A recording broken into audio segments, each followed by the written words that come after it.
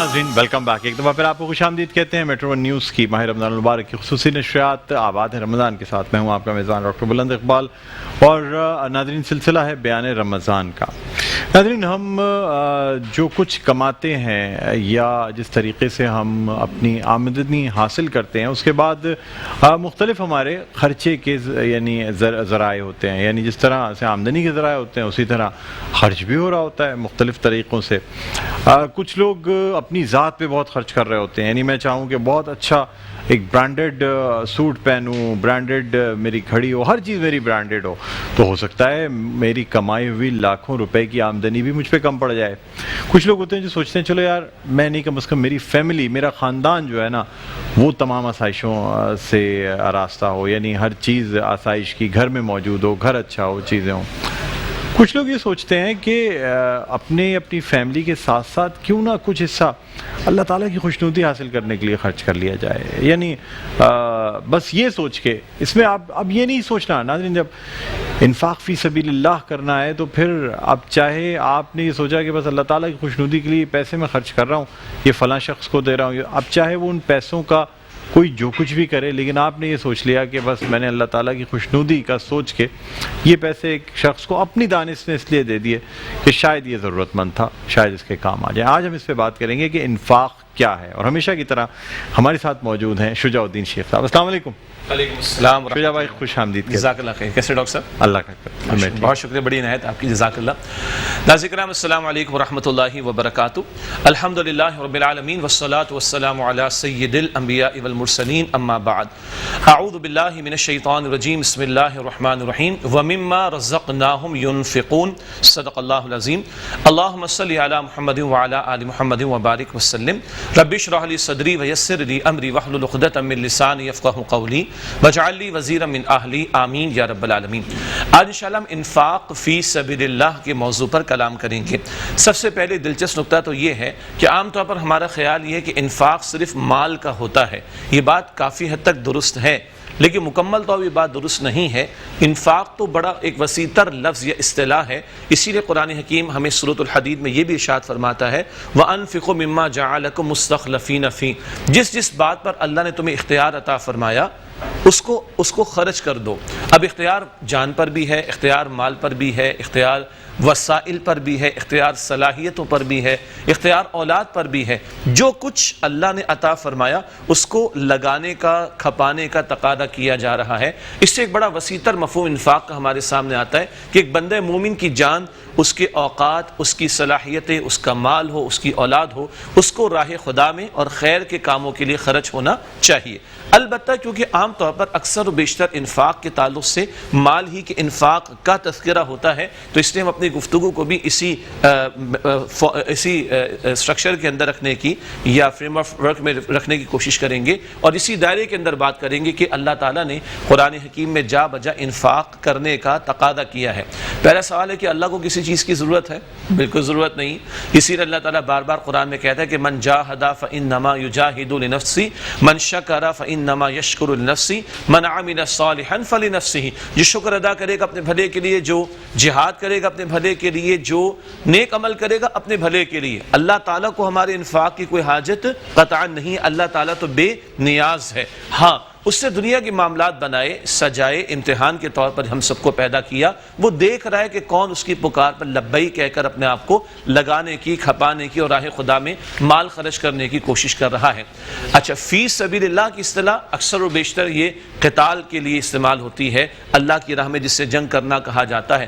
البتہ اس کو اگر مزید وسیع تر کرے تو اللہ کی رضا کے لیے خرچ کیا جانا، یہ بہت اہم نقطہ ہے. جو خرچ کیا جا رہا ہے وہ اللہ کی رضا کے لیے ہو. قرآن حکیم میں سورۃ الدہر 29 پارے میں، اور وہاں اہل جنت کی بڑی پیاری صفات اللہ تعالیٰ نے بیان فرمائی. بہت پیارا مقام ہے. 29 پارے میں سورۃ الدہر ہے انما نطعمکم لوجہ اللہ لا نرید منکم جزاء ولا شکورا.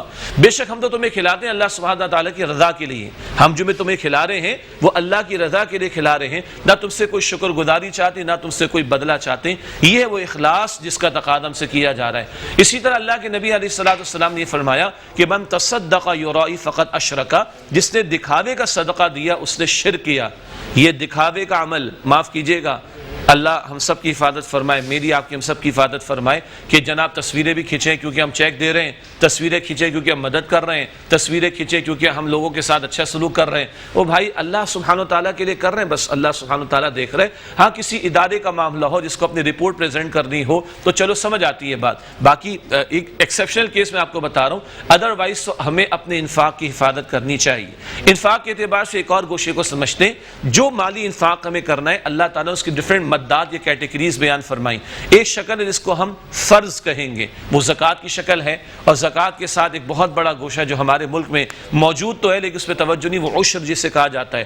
ہم لوگ کیش اینڈ کیش ایکویلنٹس پہ زکوٰۃ ادا کرتے ہیں، جو فصل ہوتی ہے اس پہ عشر ادا کرنا ہوتا ہے. اور عشر کا معاملہ ہے کہ اگر سال میں فصل 2 مرتبہ آئے گی تو عشر بھی 2 مرتبہ ادا کرنا ہوگا. اس کے بہرحال تفصیلی احکامات ہیں جن کو اللہ تعالیٰ نے یہ موقع دیا کہ وہ زراعت سے منسلک ہیں، ان کے کھیت ہیں، فصلیں آتی ہیں، ان کو بہرحال یہ عشر ادا کرنا چاہیے. یہ اتنا بڑا ڈومین ہے جس کو آج ہم نے مس کر رکھا ہے، ورنہ پاکستان جیسا زرعی ملک ہے، اگر یہ لوگ جن کے پاس اتنی بڑی بڑی جائیدادیں اور کھیت اور فصلیں جن کے اگتی ہیں، اگر یہ صحیح طور پر عشر ادا ہو تو بڑا مخلوق خدا کا انشاءاللہ تعالی بھلا ہوگا. تو ایک تو فرض شکل ہے زکوٰۃ کا ادا کرنا، عشر کا ادا کرنا. ایک ہوتا ہے جس کو ہم واجب شکل کہتے ہیں، جیسے کہ صدقہ فطر کا معاملہ ہے. کئی فقہا اس کو واجب قرار دیتے ہیں. صدقہ فطر ہم جانتے بھی ہیں، رمضان شریف کے اختتام پر انشاءاللہ اس پر مزید توجہ بھی دلائی جائے گی. اس کا ایک بڑا اہم فائدہ اللہ کے رسول نے بتایا کہ صدقہ فطر دیا کرو، یہ جو روزوں میں کوتاہیاں ہو جاتی اس کا کفارہ ہو جاتا ہے. اور نمبر 2، فقراء کو، مساکین کو، غریبوں کو بھی عید کی خوشی میں شامل ہونے کا موقع ملتا ہے. یہ بہت اہم نقطے ہیں صدقہ فطر کے تعلق سے. تو ایک واجب نوعیت کا انفاق ہوتا ہے جیسے کہ صدقہ فطر ہے، یا کسی نے نظر مان لی ہوتی ہے اگر، اور وہ معاملہ اس کا ہو گیا، کام پورا ہو گیا، اب جو نظر اس نے مانی تھی مالی طور پر یا جانی طور پر بندگی عبادت کرنے کی، وہ ادا کرنا بھی اس کے لیے واجب ہوگا. ایک ہوتا ہے صدقہ جس کو ہم انڈر نارمل سرکمسٹانسز کہتے ہیں، جس کو صدقہ بھی کہا جاتا ہے، خیرات بھی کہا جاتا ہے، انگلش میں ڈونیشن بھی کہتے ہیں، چیریٹی بھی کہتے ہیں، نان زکوٰۃ جس کو ہم کنٹریبیوشنز بھی کہتے ہیں. یہ ہے جو ایک بہت بڑا میدان کھلا ہے جہاں اللہ کا دین ہم سے تقاضا کرتا ہے کہ اللہ کی راہ میں خرچ کرو. اب آپ اور میں غور کر لیں، اللہ ہی کا عطا کردہ ہے اور وہ فرماتا ہے وَمِمَّا رَزَقْنَاهُمْ يُنْفِقُونَ، اور جو ہم نے رزق میں سے انہیں عطا فرمایا اس میں سے وہ خرچ کرتے ہیں. اللہ فرما رہے جو ہم نے انہیں رزق میں سے عطا فرمایا وہ اس میں سے خرچ کرتے ہیں. یہ رزق کا لفظ بھی بڑا قیمتی ہے. صرف مال کو رزق نہیں کہا جاتا، اللہ تعالیٰ نے جو نعمتیں عطا فرمائی یہ سب رزق ہے، اور اللہ فرماتے ہیں ہمارے عطا کردہ رزق میں سے خرچ کرتے ہیں. یاد رکھنا چاہیے میرے اور آپ کے پاس جو کچھ بھی ہے اس کا مال، اس کا مالک میں اور آپ نہیں ہیں، اس کے اونر میں اور آپ نہیں ہیں، اس کا مالک تو اصل میں اللہ ہے. وہ کہتا ہے میرے ہی دیے ہوئے میں سے میری راہ میں خرچ کرو. ایک اور نقطہ سمجھ لیں، ہم کہتے ہیں نا کنویں سے پانی نکلتا ہے، جس کنویں سے پانی نکالتے رہتے ہیں پانی آتا رہتا ہے، اور جب پانی نکالنا چھوڑ دیتے تو پانی بھی خشک ہو جاتا ہے.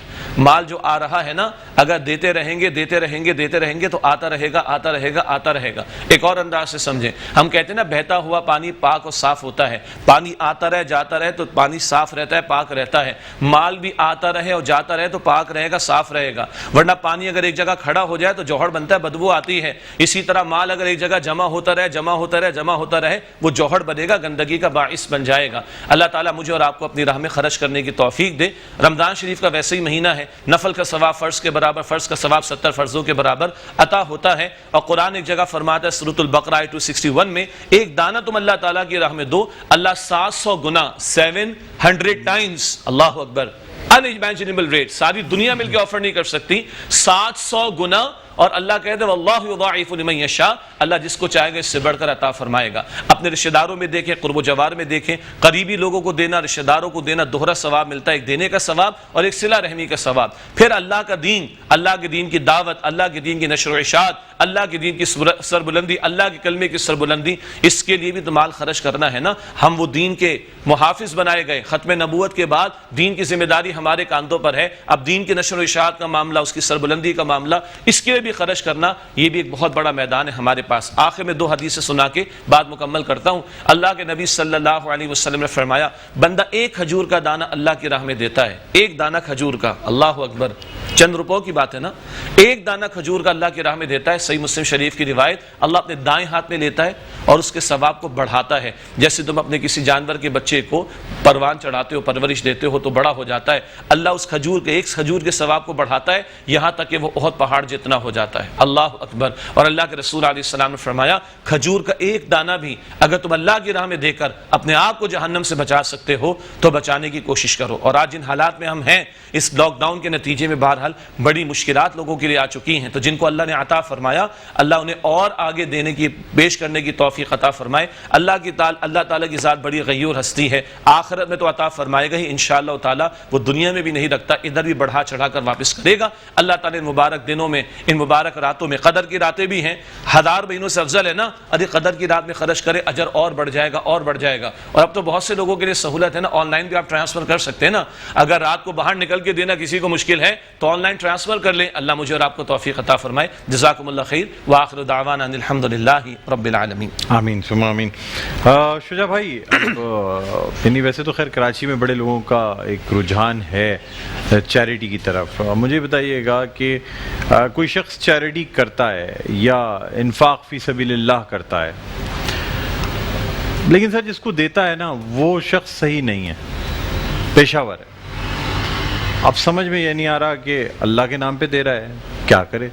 کیا اس بات کو جانچنا درست ہوتا ہے کہ آیا جس شخص کو یہ پیسے دیے جا رہے ہیں, انفاق فی سبیل اللہ کسی کے ساتھ کیا جا رہا ہے, کیا وہ واقعی مستحق ہے یا وہ ڈرامہ کر رہا ہے, ہم بے وقوف بن رہے ہیں نادانستہ طور پہ یا دانستہ طور پہ؟ اہم سوال اس کے کافی گوشے ہو سکتے ہیں. پہلی بات, جہاں تک زکوٰۃ کا تعلق ہے, زکوٰۃ ہے فرض, ٹھیک ہے, اسی طرح صدقہ فطر کا معاملہ واجب وغیرہ, تو یہ تو وہ لوگ ہیں جو مستحقین ہیں, ان کو ہی دینا چاہیے ہمیں. اسی لیے دیکھیں دین کی بڑی پیاری تعلیم ہے, ہم نے کئی مرتبہ گفتگو بیان رمضان میں بھی اپنے قریب رشتہ داروں کو بندہ دینے کی کوشش کریں. دیکھیے جب آپ کے میرے گھر میں شادی بیاہ کا موقع آتا ہے تو 300 400 500 لوگوں کو تو ہم خود انوائٹ کر رہے ہوتے ہیں, تو ہمارے آربٹ کے اندر 400 500 لوگ تو بڑے آرام سے ہوتے ہیں, رشتہ دار, پڑوسی, دوست, احباب, جام کام کاج کرتے ہیں. اگر اس آربٹ کے اندر ہم دیکھیں گے تو یقیناً کچھ نہ کچھ لوگ مستحقین ہمیں ملیں گے. اچھا یہ وہ لوگ ہیں جن کی انویسٹیگیشن کرنے کی ضرورت نہیں, جن کے بارے میں کچھ معلوم کرنے کی ضرورت نہیں ہے, تو اول انہی کو ترجیح دینی چاہیے, انہی تک پہنچانے کی کوشش کرنی چاہیے, تو یہ مسئلہ حل ہو جائے گا جو آپ نے بیان فرمایا. نمبر 1. نمبر 2, زکوٰۃ کے علاوہ جو نان زکوٰۃ ہے, صدقہ ہے, خیرات ہے, جس کو ہم نفلی انفاق کہا کرتے ہیں, اگر وہ کسی غیر مستحق کو بھی چلا جائے تو کوئی بڑا مسئلہ نہیں ہے.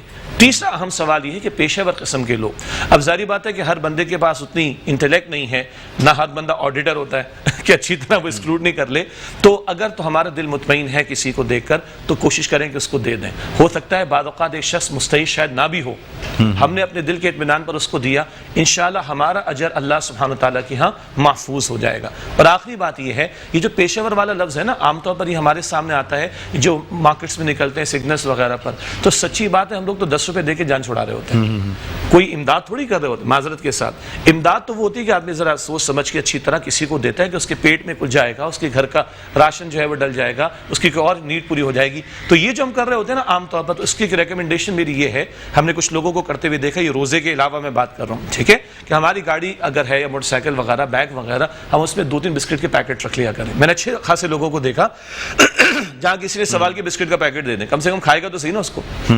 پانی کی بوٹل ہے, گرمی کے دنوں کی بات کر رہا ہوں, بہت سے لوگ گاڑیوں میں رکھتے, عام دنوں کی میں بات کر رہا ہوں, اور آپ نے پانی کی بوٹلیں پیش کر دی, تو یہ ہوگا ایک اطمینان بھی ہوگا کہ بھئی اللہ کے نام پہ مانگ رہا تھا, چلو میں نے دیا تو صحیح, اور کم سے کم وہ کھا لے گا, پی لے گا, تو آپ کے مال کا صحیح استعمال ہو جائے گا. اور آخری بات, مزید آخری بات یہ ہے, اس وقت جو سینیریو ہے ہمارے معاشرے میں, جو لاک ڈاؤن 2 مہینے کا تقریباً ہو چکا, آپ جانتے ہیں کہ بہت سے لوگ جو زکوٰۃ دینے والے تھے وہ لینے والے بن گئے, شاید وہ لینے والے بن چکے ہیں. تو بھائی ان حالات کے اندر زیادہ آڈیٹر ہم نہ بنے, اللہ کی ذات کریم ہے, وہ انشاءاللہ اجر عطا فرمائے گا.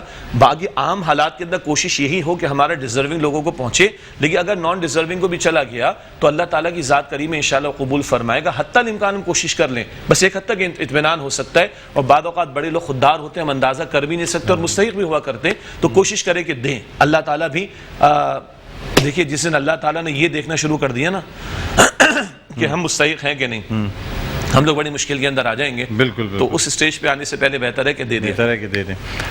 شجاع بھائی, ایک مسئلہ یہ بھی آتا ہے کہ جب آپ راشن بیگز بنوا رہے ہوتے ہیں تو اب یہ حکم ہے کہ جو خود کھاؤ وہ دوسرے کو کھلاؤ, یعنی اسی طریقے سے امداد کرو. اب اگر میں ساری وہی چیزیں جو میں گراسری میں لیتا ہوں وہ تمام چیزیں لیتا ہوں تو پھر شاید یہ 4 راشن بیگ یا 5 راشن بیگ کے برابر ایک شخص کے 15 دن کا راشن آئے گا. اب میرے ذہن میں تو یہ ہے کہ چلو کم از کم یہ نارمل سے 5 راشن بیگ 5 لوگوں تک پہنچ جائیں گے, 5 گھروں میں کام آ جائیں گے.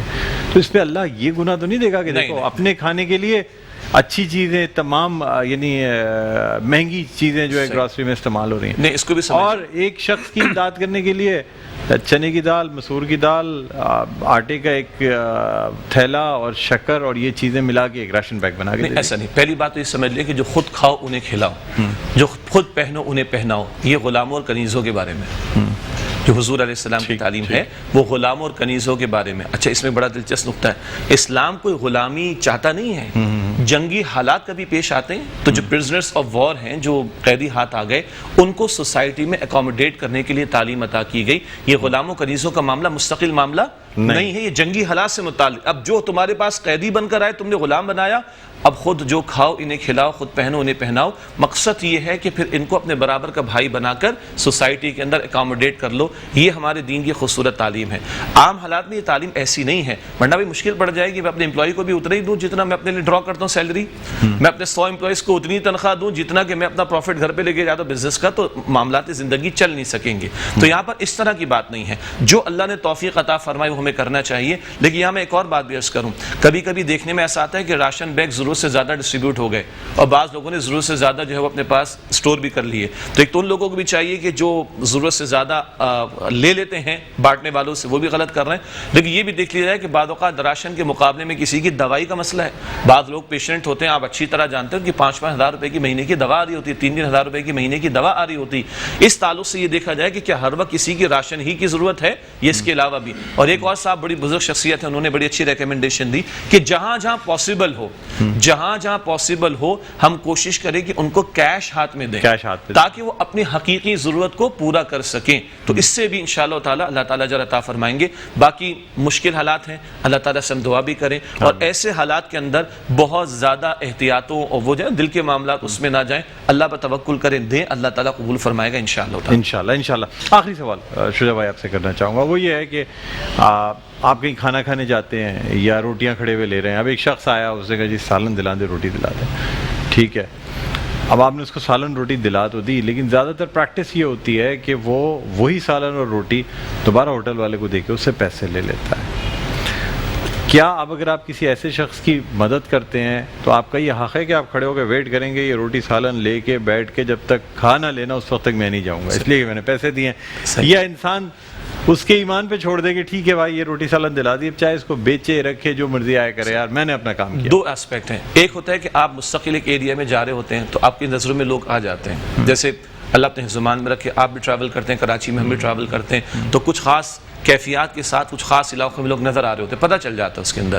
اور ایک وہ بندہ ہے کہ آپ ونس ان بلو مین ایک دکان پر گئے, ایک بندہ آ گیا, آپ نے اس کو کھانا کھلا دیا یا اس کو آپ نے کھانا دلوا دیا, تو آپ اب اتنی ذمہ داری نہیں کہ وہ کھانا بھی کھائے, ڈکار بھی لے, دعا بھی, اور اس کے بعد آپ پر اس قدر کوئی ذمہ داری نہیں ہے. لیکن جب آپ روٹین میں کسی کو دیکھ رہے کہ اس کا بندے کا روٹین ہی یہ بنا ہوا ہے, تو بہرحال اس کی کریکشن کی ضرورت ہے. اس کی وجہ کیا ہے؟ اللہ نے جو نعمت مال کی ہمیں عطا فرمائی وہ بھی نعمت ہے نا اللہ کی, وہ امانت ہے, تو وہ بھی مستحقین تک پہنچنی چاہیے. یہ جو پیشہ ور قسم کے لوگوں کو ہم ڈسکریج کرنا چاہتے ہیں, اس کی وجہ یہ کہ اس سے مستحقین کا حق مارا جاتا ہے. تو اگر کہیں ایسا ایلیمنٹ نظر آ رہا ہے تو ایسے بہت جگہوں پہ نظر آتا ہے. اب آپ کسی جگہ سے ناشتہ یا آپ سمجھ لیں کہ حلوہ پوری کھا رہے ہیں, اب وہاں پہ جو ہے وہ آپ کو پتہ ہے کہ یہ لوگ, لیکن وہ اپنی غذا صبح کا ناشتہ, دوپہر کا کھانا, رات کا کھانا وہ وہیں ہوٹلوں پہ ہی کھاتے ہیں.